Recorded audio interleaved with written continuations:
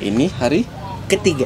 Hari ini sebenarnya kita ada pergi ke Bimak Roda. Kita ke destinasi wisata tuh apa namanya? Puncak Becici. Terus yang terakhir kita sempat ke Tempo Gelato lagi. Ini kita share Puncak Becicinya aja ya, karena di situ keren banget nih view-nya. Puncak Becici ini tuh aksesnya lumayan sih ya. Kalau dari Lumayan seru. 40 menit mungkin lebih ya. Tapi kalau untuk perjalanan yang selama itu dan untuk menikmati view di Puncak Becici yang keren banget, kebayar banget sih. Untuk teman-teman yang suka dengan alam, suka dengan ketenangan, melihat indahnya kota Jogja dari ketinggian, itu sih keren banget. Kalau dari gue sih buat teman-teman yang suka tinggi, ke situ deh. Kalian bisa lihat awan, itu setara sama garis mata kalian. Gue sih takjub. Untuk harga tiket masuk ke Puncak Becici ini sih murah banget menurut gue sih. Karena masuk ke sana itu 2.000 per orangnya. Untuk kendaraannya ada lagi lah ya. Karena kita bawa roda 4, 5.000 kalau untuk roda 2 dan bis kita kurang tahu informasinya. Mungkin teman-teman bisa bantu kasih tahu. Kalau ada yang mau tahu, siapa tahu bisa tanya di bawah. Kalau yang tahu, boleh dijawab. Tapi sayang banget ya, kemarin waktu kita sana kita tuh nggak sempet nyobain wisata yang pakai jeepnya.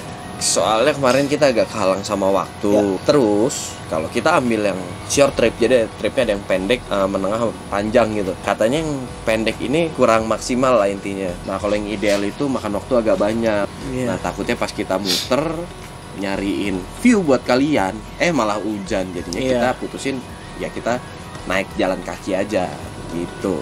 Di sana juga hutan pinus gitu ya tadinya ya. Hutan pinus. Dan gue rasa sih itu kayak hutan pinus yang awalnya memang disadap getahnya untuk diambil, terus sekarang jadi tempat wisata dan emang itu bagus banget sih. Ada tempat taman bermainnya juga, ada seniman-seniman warga sekitarnya yang tunjukkan gitu. Kalau yang gue lihat bagusnya dengan adanya tempat wisata tersebut itu membudidayakan lingkungan. Iya betul. Memberikan lapangan-lapangan kerja kayaknya. Betul. Karena memang banyak sih pengunjung yang datang ke sana juga gitu. Emang bagus banget sih tempatnya. Walaupun gue takut ketinggian, tapi gue mencoba untuk berani sih. Yang di tebing itu asik banget ya. Iya. Yang ada panggung gitu. Iya. Mungkin ini sedikit saran dari gue untuk pengelola di sana gitu, untuk sedikit diperbaiki gitu panggungnya. Karena gue lihat ada beberapa yang memang udah ada yang udah menganga. Si papannya udah menganga gitu. Jadi Puncak Becici itu sebenarnya tempat yang cocok buat kalian mau lihat sesuatu yang berbeda dari yang biasa kalian lihat sehari-hari. Pemandangan tapi intinya ya. Pemandangan. Kalau kalian mau ngadem di sana, bahkan kayaknya buat foto priwet juga itu bagus ya. Saran buat kalian, kalau kalian ke sana pastiin pakai alas kaki yang layak. Maksudnya karena gini, itu aksesnya ada batu-batu. Kalau di batu-batu itu kalau kita pakai sendal jepit yang misalnya katakan tipis gitu, itu pasti lumayan bikin sakit, akan mengganggu kenyamanan kalian untuk mengeksplorasi tempat tersebut. Tapi jangan sampai juga pakai sepatu contohnya warna putih. Karena tanah merahnya lumayan ajib, pulen banget di sepatunya. Pakailah alas kaki yang layak, karena daripada nih udah jauh-jauh ke sana kan, jalan-jalan di batunya terus aduh sakit, pulang sayang banget deh. Karena itu tempatnya gede banget. Betul. Karena luas banget sih, luas banget. Kalau lo bisa datang ke sana dengan nyaman kan, enak juga kan nikmati pemandangannya juga kan gitu. Jadi kalau kalian udah lihat videonya, coba kasih tahu kita siapa aja sih yang pingin kesana.